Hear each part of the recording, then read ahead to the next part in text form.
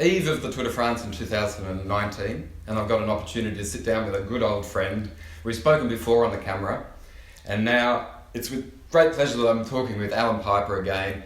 He looks a bit different to when I last did an interview, and it's because of a big reason. Yep. You're undergoing some chemo at the moment. You've had a cancer. You thought you were clear of it. It's come back, and it's haunting you a little bit. Where are you at with the whole process? Are you going to conquer this beast? Well, I'm working really hard at it anyway. I'm looking after myself like I was when I was a pro bike rider. I'm busy with chemotherapy. I'm having my 5th round of 6 rounds next Monday.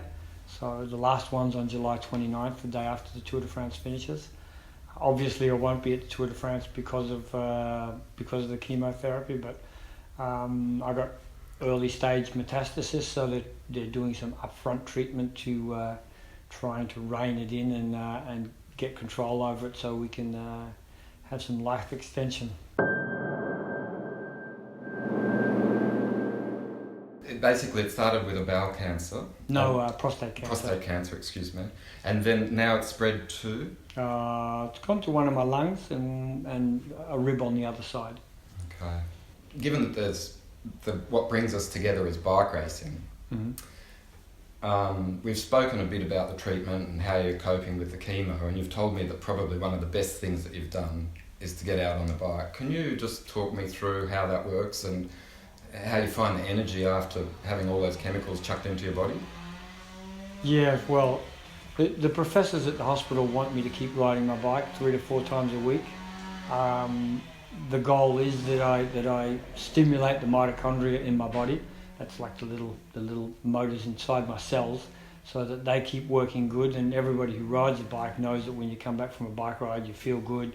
You know, you've circulated your system, and in my case, getting that chemotherapy circulating through my system so that my body can sort of start to get rid of it at some point is really important.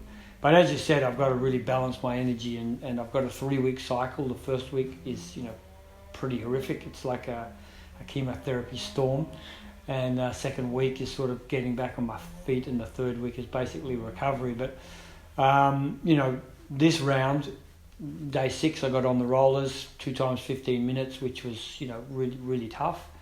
But got my circulation going. The second day I did 20 minutes, and the third day I did an hour on the road.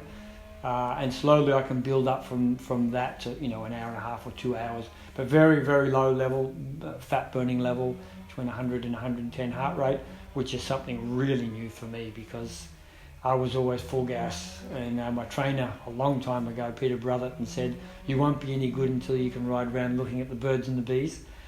And actually I sort of realised these last weeks that if I could have done long rides at a slow pace, I probably would have been a better bike rider, because I would have been more recovered for the races. It doesn't mean you don't do your top end work, but it means there's some recovery rides, long recovery rides going in there, which stimulates your body.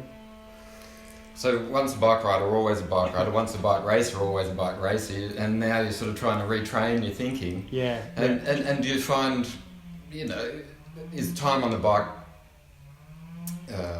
as well as being physically good for you, does it clear the head, and does it offer benefits beyond just the physical gains? Like, just talk to me about the meditative senses that you get. Yeah, well, actually, going through chemotherapy, you sort of have what I call a joke as a chemo brain, and it pretty much is like that. Your brain is sort of also affected by it. So in the first days that I'm back on my bike again after the chemo round, I have a friend that goes out with me who he picks out the course. He rides next to me. I'm on the inside of the road, or the outside of the road, and he's on the inside of the road. So if I'm not thinking correctly, he's giving me prompts, which is really great. But mentally it's good for me, because Rob, going through all of this, the Tour de France is going to be passing my house tomorrow, 100 metres from my door. Starting in Brussels, I've lived here for 40 years. My heart's bleeding that I'm not at the Tour de France. It's half an hour from here. My team's in Brussels. We've been doing team time trial training. They trained through Geraardsbergen yesterday, doing a recon of stage 1, and I'm not there, So, I feel like, I won't say I've sacrificed a lot. I mean, because of the circumstances, I'm off work. I'm away from the things that I love.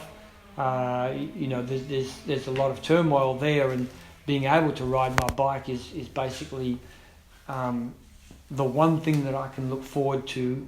That's something I love. My taste is gone. Everything tastes like metal. There's so many other complications, but just being able to get out of my bike and turn those pedals over, it's just an amazing feeling. It's also, gives you something. Apart from the therapeutic advantage, it also gives you something to look forward to the next day or 2 days from now.